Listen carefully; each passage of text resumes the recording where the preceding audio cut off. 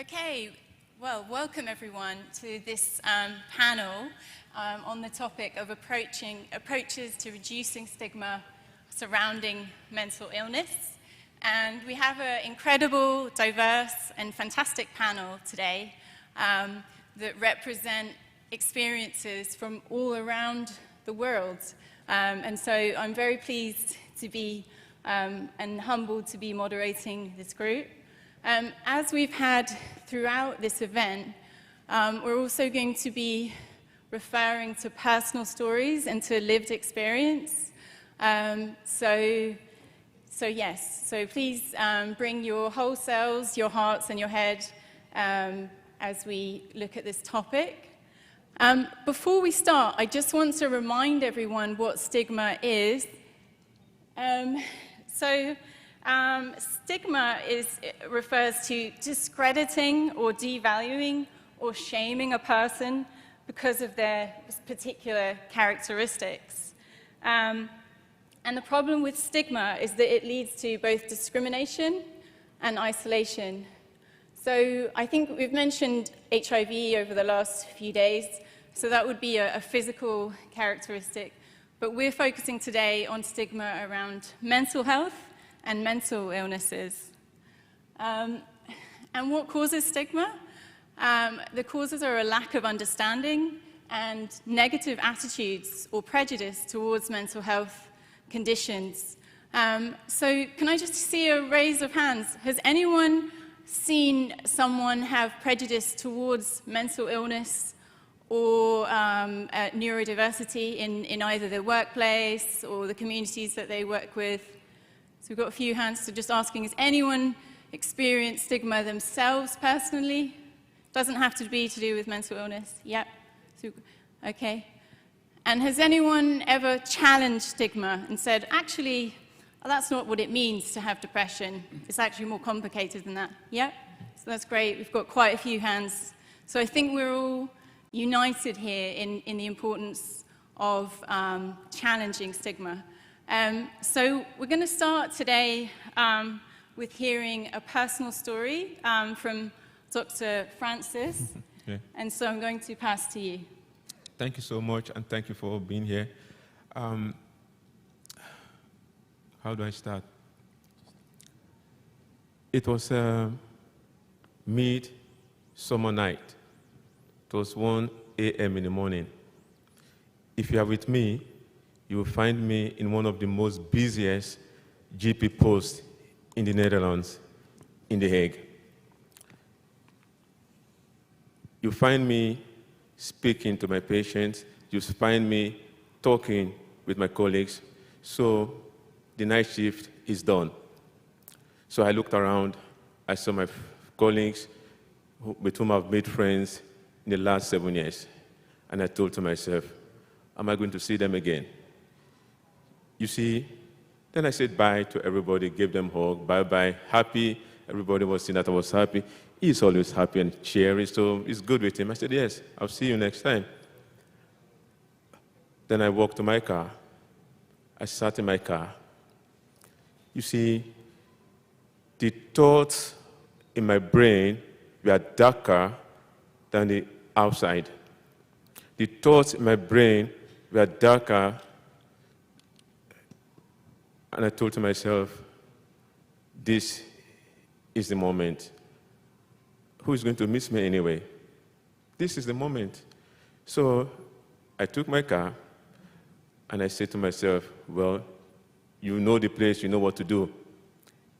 You've been planning this for the last 6 months. So this is your day. So I got into my car, drove slowly, got on the highway, 50 kilometers per hour, 60 kilometers per hour, 80, 100, 120, 140, 160. And I saw the tree was just before me. I said, okay, this is the moment. Just about 2 seconds before I hit the tree, my car came to a stop. Then I told myself, oh boy, what are you doing? What are you doing? At that moment, the tears came running down my cheeks. And I told myself, you selfish bastard. What will your mama say? What will your father say? What will your son say? So, fast forward, the next morning, you'll find me at the petrol station. And that is when the police came knocking on the screen of my car. He said, the neighbors have been complaining. There's a strange white car here the whole night. So, what are you doing? May I see your driving license? I said, oh, yes. I gave him my driving license, and I saw those very blue eyes looking directly into me, and I was thinking, if only he knew what I wanted to do yesterday. He gave my driving license, and he told me, you can go. And that moment, he gave me the permission to live again. Then, you see, 6 months earlier, my father passed away in a fatal car accident. I'm an African. I'm the first child of my family, 10 siblings. I have the responsibility to take care of them, of the community, my patients, and my mother. And I was thinking to myself, how do I do all this? I was crumbling, I was struggling, I was dying.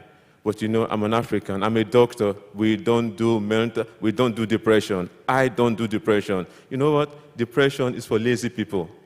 And so, seriously, no offense. And some people will say, you know what, Dr. Francis, depression is for white people, not for Africans. So I didn't tell anybody this, what was happening to me. So after that night, I thought to myself, something has got to change. And that is why I found myself making medical journals, making notes, and that is why I came to write my book, Depression Lies. And today, I'm grateful because every day above the ground is a great day. That is why I'm with these very beautiful people to talk about the stigma of mental health. It's got to stop.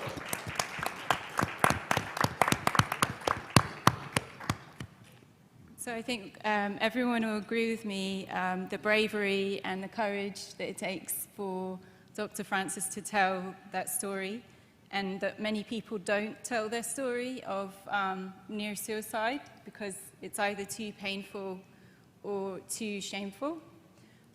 So even just here, Dr. Francis is breaking stigma right now, and this is one way that we can break stigma through sharing stories. So one of the things you mentioned, Dr. Francis, was around being a Black African man and doctor, and that you said that having depression isn't possible in that cultural context. Mm-hmm. So can you just explain a bit more about that for everyone? Yeah, you see, having depression is like a shame. What do you mean? Are you lazy? Are you crazy? Depression, is that witchcraft? You have depression, you go to the voodoo man, or you speak with the pastor. You see, listen, let me clarify something here. You have right to be sad. You have a right to have low mood. Yes, depression is a disease. When you recognize the symptoms, you got to speak to somebody. Right now, my goal, and I think your goals too, is to break that stigma, to tell that it's okay to have it. It's just like hypertension or diabetes. There's no stigma about it. It's okay, but you've got to talk about it. And what I do right now is when I recognize the symptoms of depression in myself or anybody, I try to talk about it. But believe me, it's hard work. It's hard work. So here we have the opportunity to break the stigma. You were talking about it yesterday, and I think right in this room, we should be doing that. And we should be doing as much as we can. Absolutely. And Dr. Bia, I would like to add on that, okay. Is that the cultural diversity is in all of the cultures, but also at the level of professions. So at the professional level also, there are many professions, like physicians, for example, it's the field of work that I work with. They don't acknowledge mental health, and this would lead to a lot of mental breakdown. Absolutely. So, so Dr. Francis is a medical doctor, you're a GP as well as being a Black African man, and so there's also stigma within medical profession and with professional environments where it becomes very difficult to say if you are a provider of care that you also need care. Right? Yeah, exactly. If I may go a little bit deep on that, when I wrote my book Depression Lies, and my colleagues read the book, say, "Did that happen to you?" I said, "Yeah, it's in a book." And I was just wondering, if I came to you and told you that moment and you told me, oh, it's okay with you, I don't think that was the stigma at that moment, you know, saying, you are a doctor, you don't get depressed. Well, I did. Thank you. And so, Aamer, we heard some of your story yesterday. I think most of us will remember it's quite a powerful story.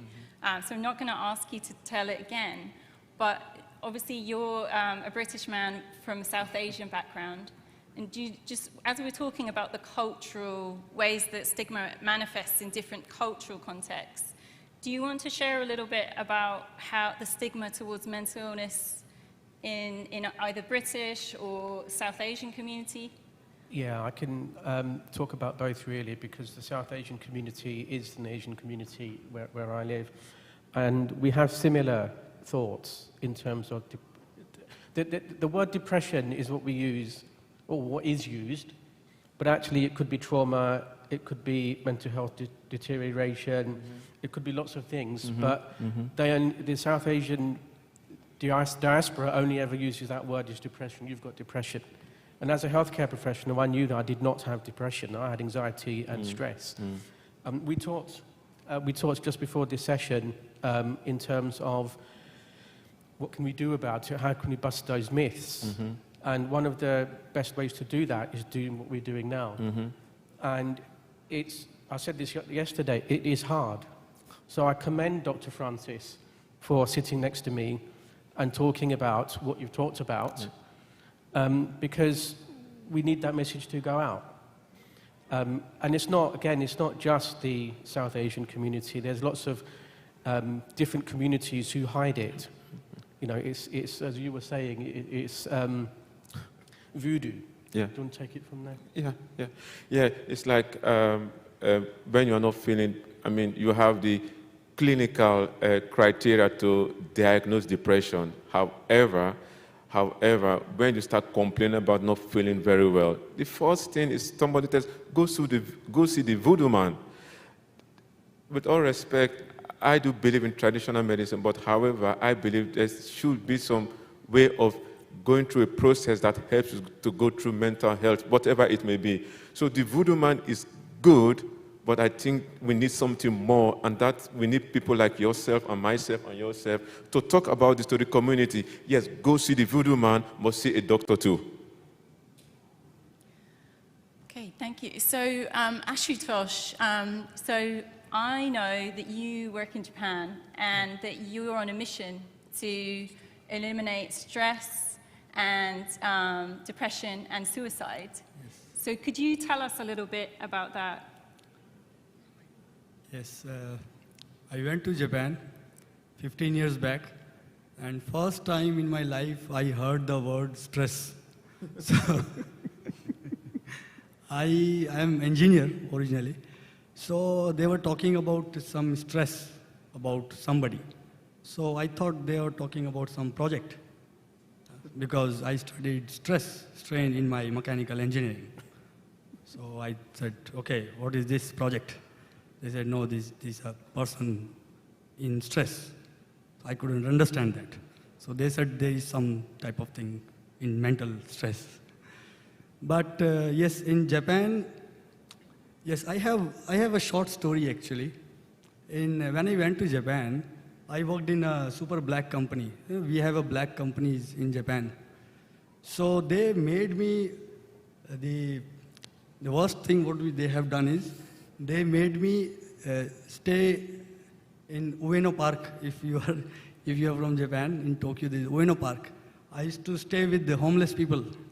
But I was not stressed actually. I was enjoying, because I am super mentally strong. And I was the last employee of that company. After that, that company was bankrupted. So that didn't affect me But after working in Japan for 10, 15 years, I found there is a pattern in Japanese companies, Japanese corporates. There is a groupism and they bully people, and we cannot fire people. So what they do is they bully them, and they make the situation so that that person leave the company. And similar thing happened with one of my colleague.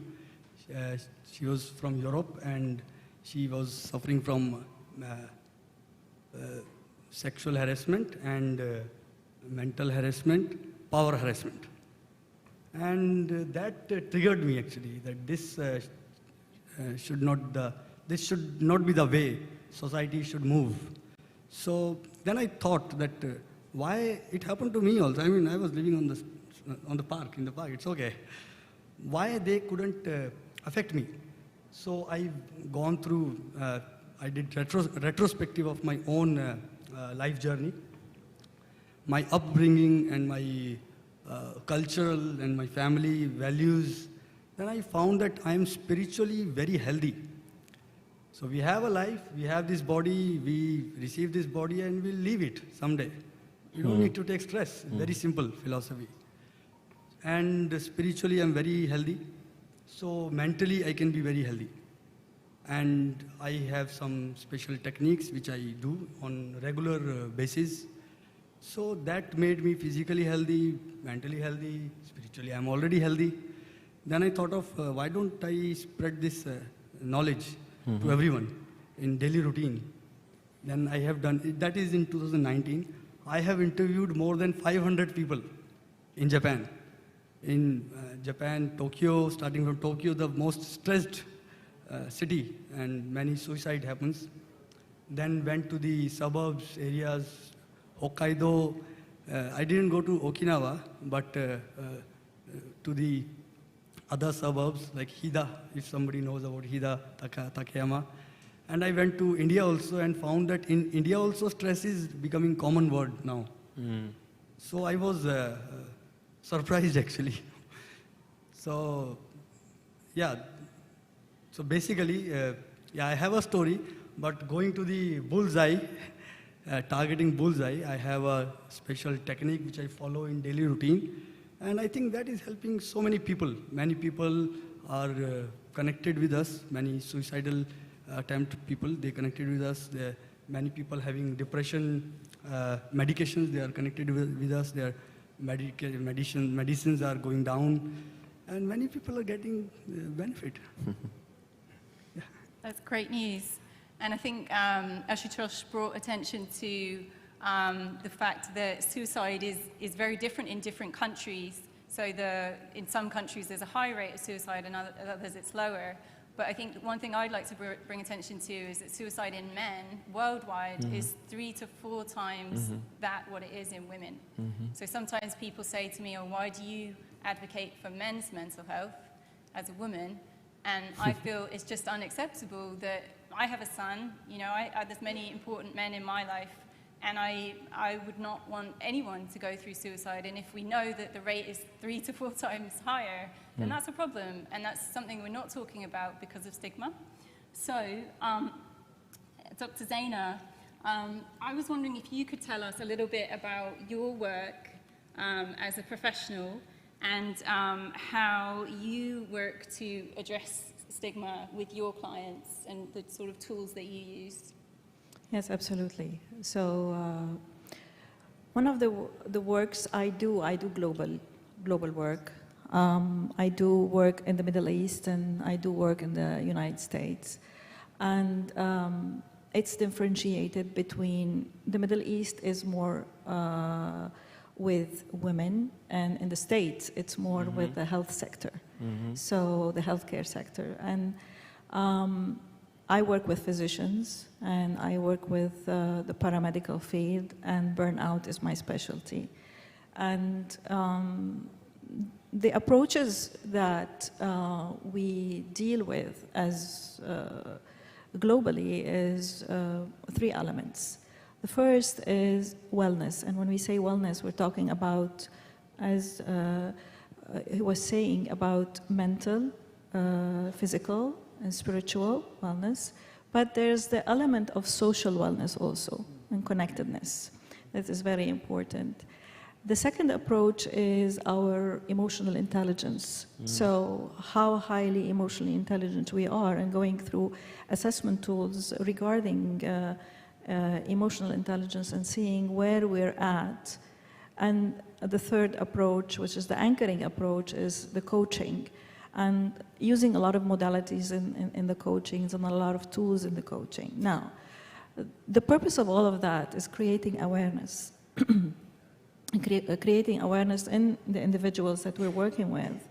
And if there is mental health disease, like severe mental health disease, absolutely, then there should be going to therapeutic modalities, be it either any kind of modality, CBT or otherwise. But if there is depression or anxiety or not PTSD, then we have to actually work by rewiring our brains. And the rewiring happens through a whole lot of modalities that we work through in human behavior, in coaching, and in counseling. So this is the whole approach. Now, self-awareness is the key. Second is what we call the wholeness approach. So the wholeness approach is based on self-love, self-compassion, and having the ability to recognize all of that and actualizing all of that, and having the support system to do so. Basically and definitely at the base of all of this is education. Education and understanding the importance that Dr. Francis was saying is that mental health disease is like diabetes. It's like coronary artery disease. It's like any disease that we need to acknowledge. And where I come from Lebanon. It's a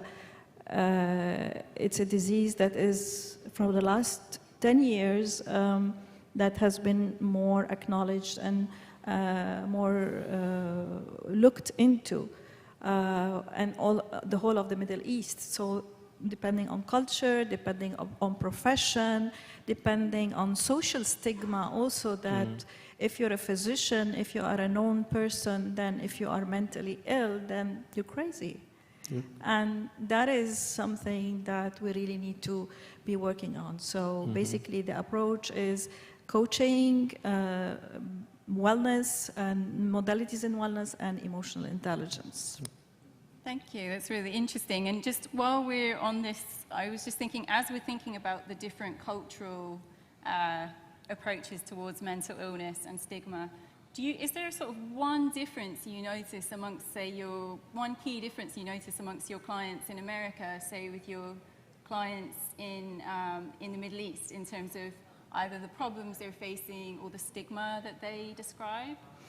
First of all, I'm going to talk about gender. So the Middle Eastern men don't acknowledge the problem.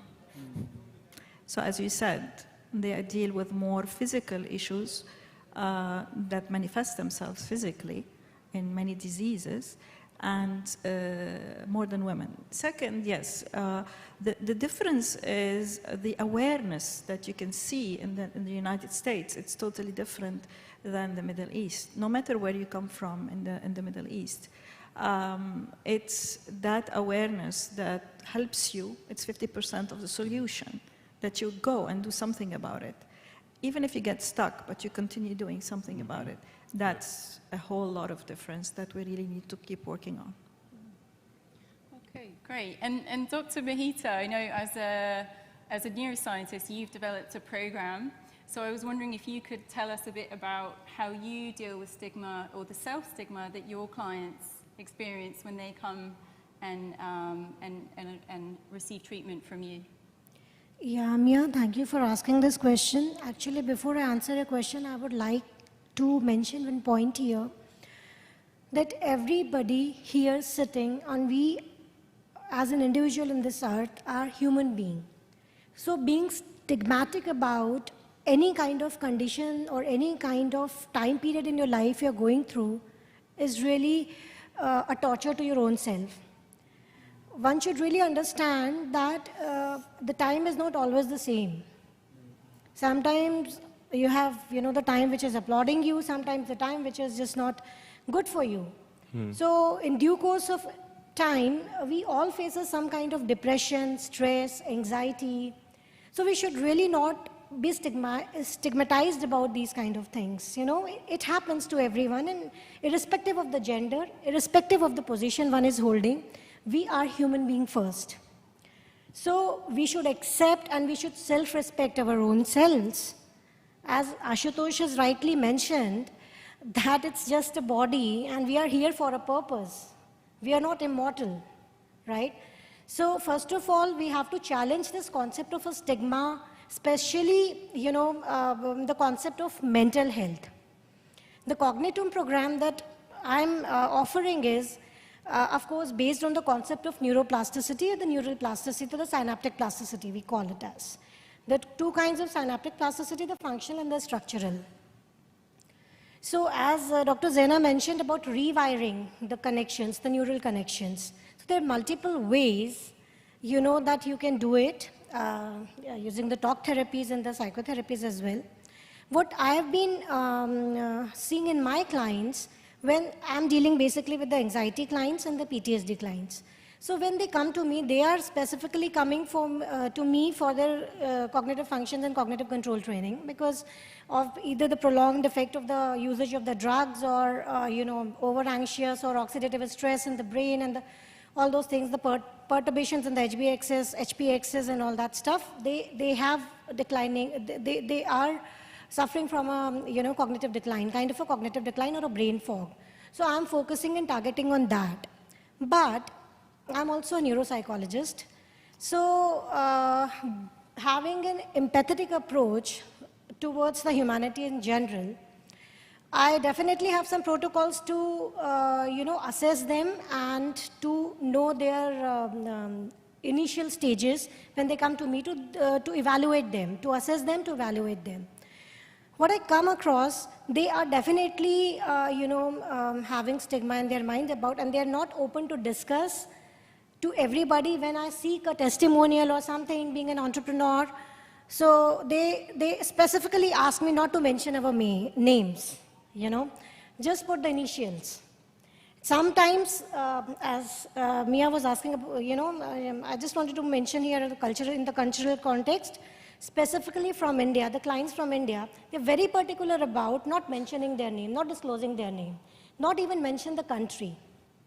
Though a lot of awareness campaigns and everything, psychoeducation programs, everywhere is going across, even in India. But, you know, as a neuropsychologist, I personally believe, this is my personal opinion, that to deal with a client who are facing stigma, specifically the mental health related issues, one should focus on a, you know, person-centric, person-centered approach as well as having an empathetic attitude. So there are two ways the way I deal with the clients. One, I need to understand what a client expects from me. What he really wants us to be actively listened. He or she really seeks an environment which is safe for him. And me being a therapist or a psychologist or a psychotherapist or a neuropsychologist or a neuroscientist, me to whom he's coming to me, being very non-judgmental and non-discriminative about himself or herself. So this is what a client really expects. And they definitely want, of course, there are, you know, some kind of ethical concerns and confidentiality confidential things that we have to keep secret about their identity and all those stuff, but still, what they expect is while seeking a treatment or any kind of therapy, they don't want us to be judgmental about their conditions. They don't want us to discriminate them that they are the patient, you know, they are different from the crowd. Second thing that we must focus on is what approaches you can, you know, you allow them, you teach them, you bring into their lives that they can come out of the stigma very nicely. So there are two important points. First, create an environment where they feel very confident, create a, you know, build a trust.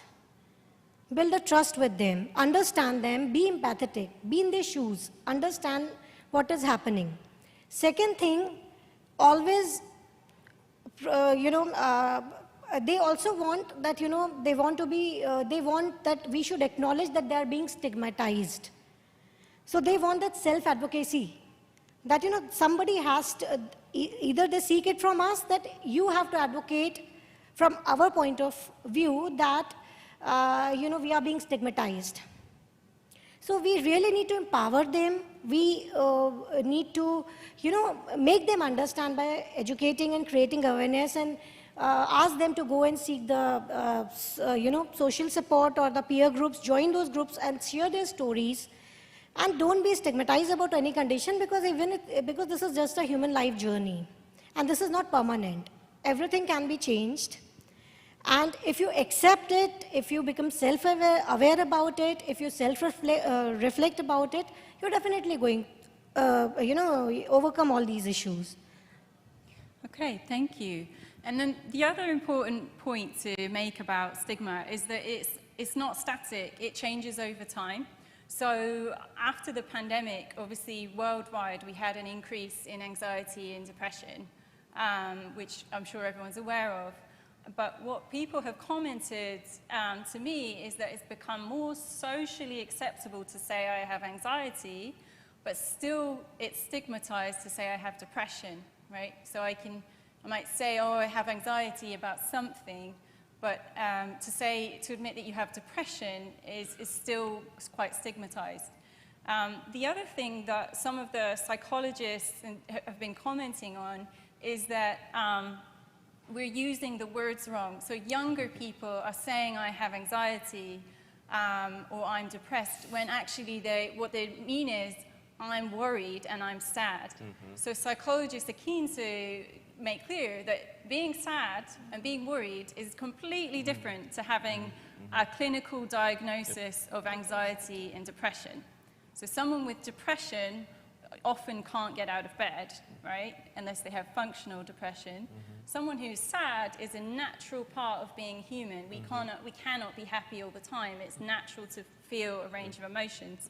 So just wanted to ask our panelists, do you feel that, in your sort of experience over the last few years or longer, do you feel like there's been a change, that some disorders have become, some mental illnesses have become more sort of socially acceptable and others are still quite stigmatized? Should I take that one? Oh yes, absolutely. COVID came and COVID went. The good thing about COVID is that it is more socially acceptable to talk about your mental health, whatever it may be it depression or anxiety. Actually, I do notice that talking about depression is even easier after COVID. And the reason about that is how you see these celebrities talking about it. And also from a personal point of view, I am very, very observant if somebody has got some signs of depression. I have been there. I mean, if a patient comes to me 2 times, 3 times, 4 times, I say, boy or girl, we've got to talk. And that makes it easier for me because I tell my personal story then. Then I tell, do you think this could be happening to you? And the patient may say, or a friend say, oh, thank you so much for raising the issue. I don't know how to talk about it because there's a lot of stigma about it. And to your question, yes, talking about depression and talking about other mental health issues is easier, but we are not there yet. You see, if you look for it, you will find it. Great. And Mia, so just go for it. there's one more addition. The differences between the generations. So Gen Z, Gen Alpha, millennials are totally different than Gen X. And Gen Zs, they have the ability to talk about their mental health easier. It has been reported in the literature. Gen Alpha now is having more difficulties post-COVID, of course. So this generational differences and with the advances of technology also has had a very big effect in post-COVID also.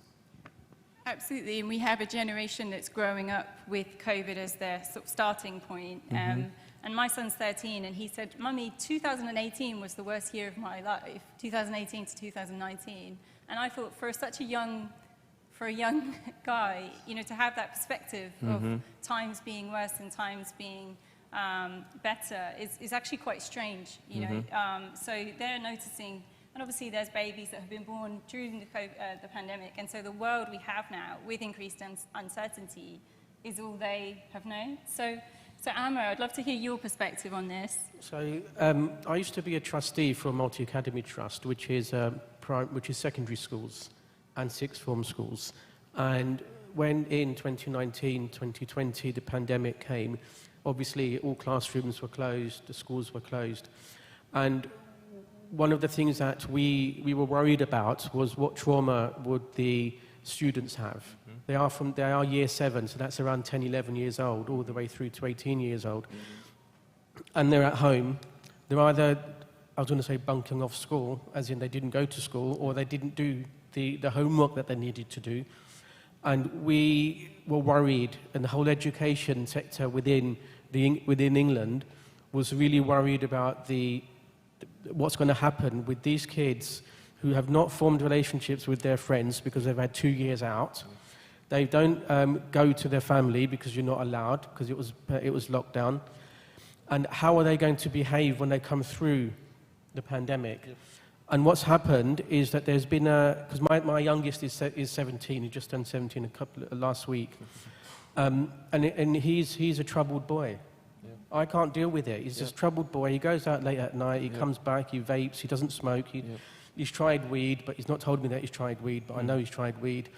And that's what we're going to be fighting with, because they just haven't had that 2 or 3 years in teenage years. Exactly.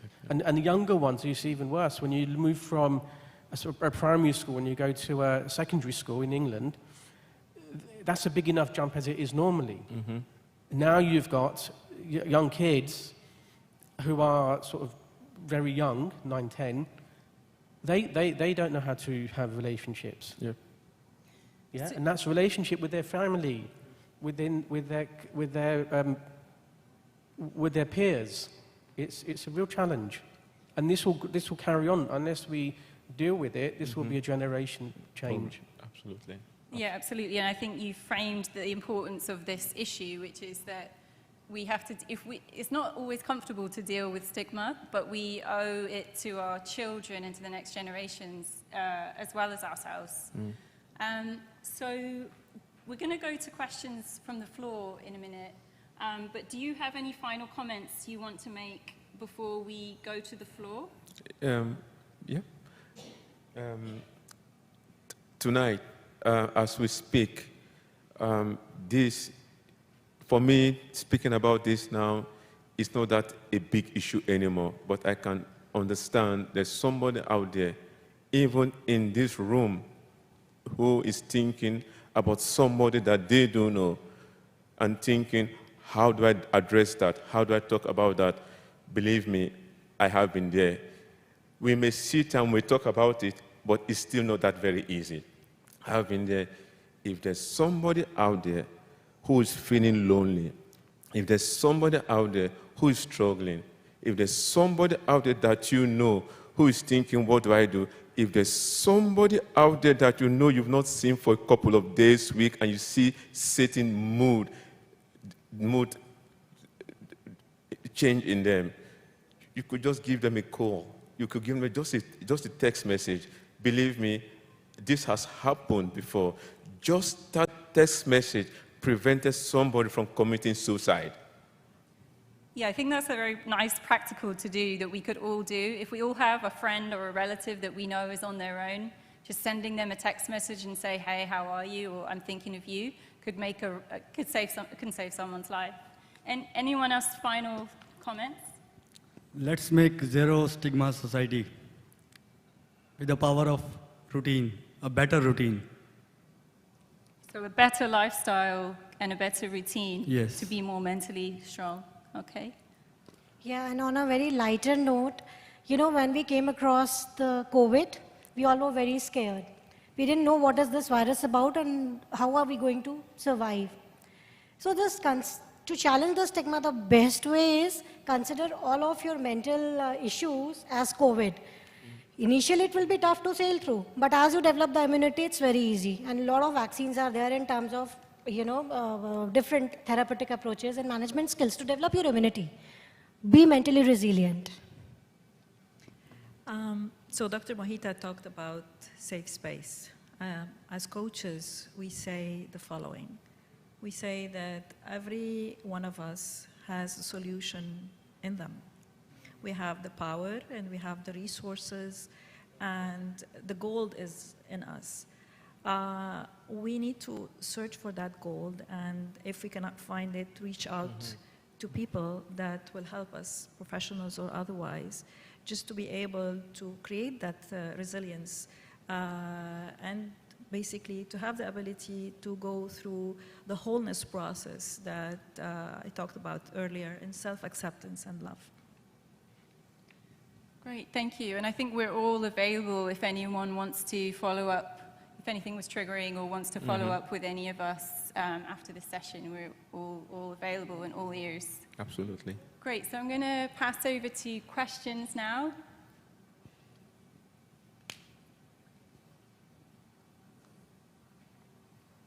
Thank you guys for your vulnerability and just bringing up this important topic. I think one of the ways that we have reduced the stigma around mental illness has been people sharing their stories on social media, right? Celebrities, everyday people who you follow, they're telling their truth, they're doing videos. It's interesting that also we're seeing that social media is the cause of some of these mental challenges. So I just want to get your opinion on that, if anyone wants to speak on the effects of social media and how it has been an advantage and disadvantage. Thank you. I've used social media for that reason myself. I tweet. I've stopped tweeting a lot now because I'm not comfortable. But I tweet around mental health. On my LinkedIn profile, I've written quite a few posts around mental health, and I've done some blogs for the professional leadership body around mental health and shared those. And I shared them with these guys as well. So, and it's a very simple message. But because my thinking was that not my generation or our generation, this is for the generation below. So it's for them to be okay to read what I read and then relate to it themselves, and then to reach out to me, which they do on LinkedIn or Twitter, and then we can have a conversation. Sometimes I don't even know who they are, but it doesn't matter, you see. So I think social media is powerful for good. There's lots of toxicity in social media, particularly Twitter, but you can manage that. Yeah, that's what I do. So I completely agree with Aamer, and one word of caution I would give to young people, though, that want to share either living with depression or ADHD or autism, is that it is a permanent record on the internet. So whilst as adults we can be discerning and decide what we want to share, and Aamer's story, you've made that decision and you've helped a lot of people through your story. But younger children, obviously young people use social media a ton. So just being able to support them to think critically about how they use social media, because it will be there forever, and they may be, later on down the line, they may not want to share. So I just think word of caution is also good for young people. It's a bit of a cry for help, though, and then they regret it afterwards. So the message for me is that if you write something and you regret it, delete it. I mean, it will be on somebody's profile, but it won't spread. And if you leave it, then it, as you said, that it might just come back later on.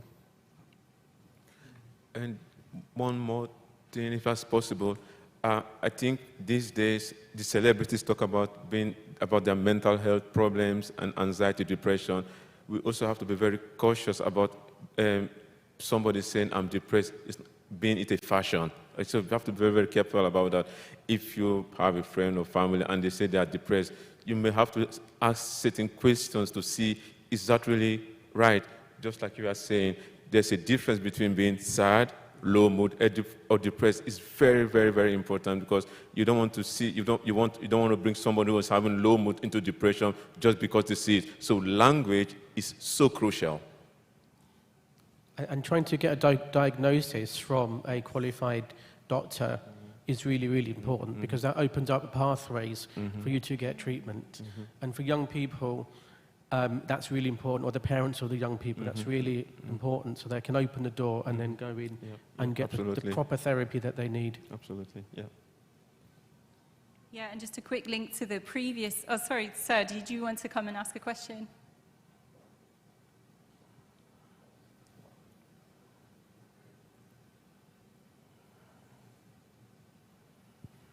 Yes, we've been talking a lot about the importance of speaking up to relieve some of the stress and to go beyond stigma. And I think, I don't know if you agree or not, we need to increase the effort to aware people about the service, the great service we provide. I feel some of the health providers in this field are stigmatized themselves. They sometimes feel reluctant to talk about it in public. They could be mocked, they could be ridiculed, or having a lot of questions that they may not be able to answer. So don't you think we need to work more on delivering the message to the masses so they can feel comfortable? Because the more people go to it, the more people visit you guys, and the more publicized it will become, and more comfortable to people. When I see people around me visiting such professionals, I will have no problem doing the same. The second thing to Mr. Ashutosh, you've been talking about routines. I would appreciate if you can teach us one routine today to go out of the day-to-day stress. One routine you can teach us today for free, no payment. Thank you. Okay, so yoga is the foundation of life, and people think yoga is something, doing some downward poses done by some rich ladies as expensive sports with a branded wear and having a branded yoga mat with an energy drink. But yoga is not the pose. Yoga is the foundation of life. I call it the manual of life, how to lead our life. So what we do, I'll just share 3 techniques, and I want everyone to write it down and practice it. Practice it for 3 months and tell me the result. Okay? You have to tell me the result. So you're going to share 3 I'll share techniques. now. Can I share now? You want everyone to write them down, or we're going to do them now? Or we're going to We'll write do it down? We'll do it now. Okay. So I call it silver triangle. Okay? So it's a breathing technique, pranayam. So what we do is normally in the morning time, we just sit straight and back straight and shoulder relax. So what we do is we inject oxygen in our lungs. There are many dead spaces where oxygen does not reach actually. So we inject so that all our cells will have plenty of oxygen. So what we do is we inhale from nose and exhale from nose. We exhale with the pressure on our stomach, something like this.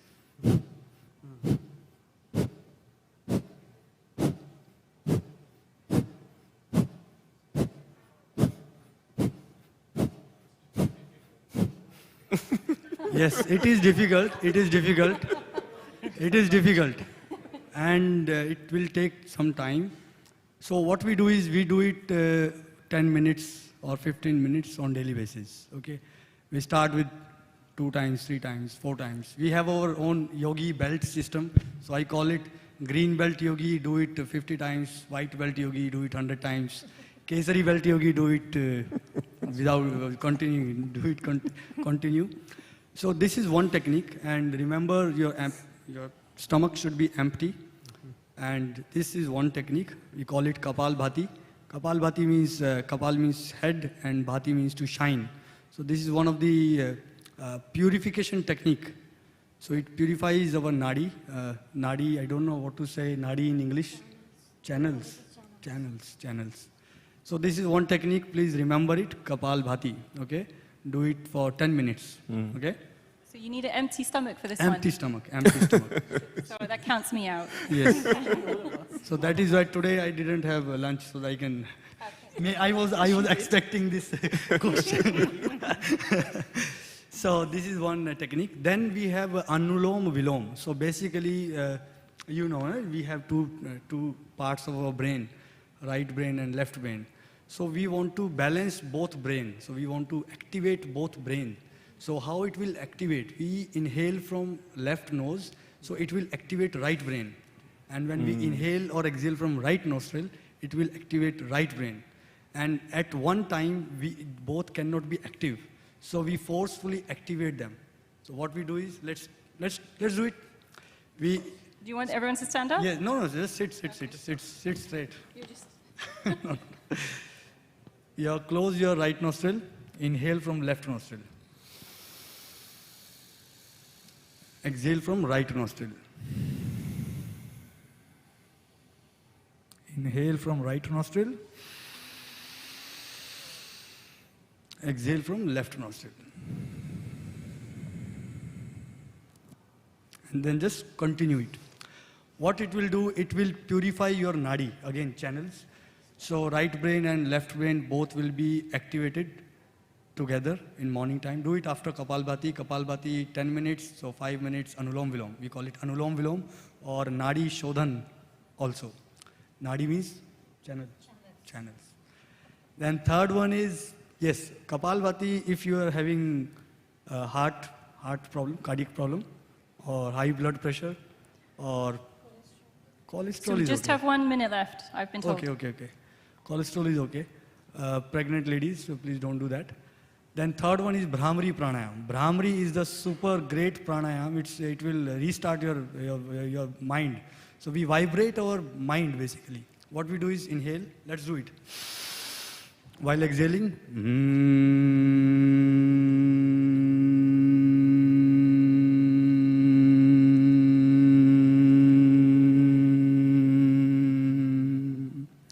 and do it like this, and while closing your eyes and ears, do it like this, like 3 times, 4 times, 5 times. And when you do this 10 minutes, 5 minutes, or 5 minutes, you automatically will become in the meditative state.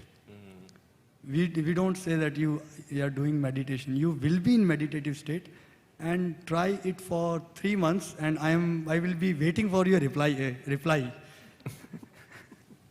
Thank you. Okay, thank you so much. A big round of applause for all our panel.